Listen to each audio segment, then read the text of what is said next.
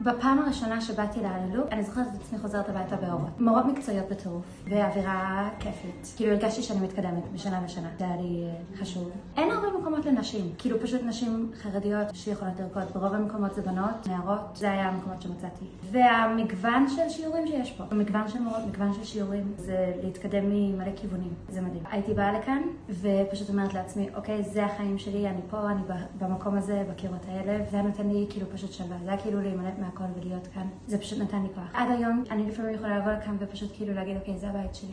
כל פעם שהפסקתי לרקוד, אז היה חסר לי משהו בחיים. אני לא יכולה, אני חייבת לחזור לכאן.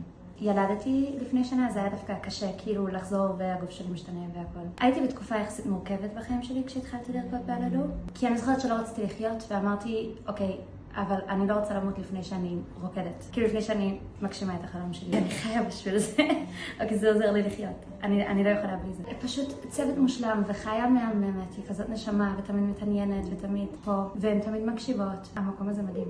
הריקוד פשוט עושה לי הנאה.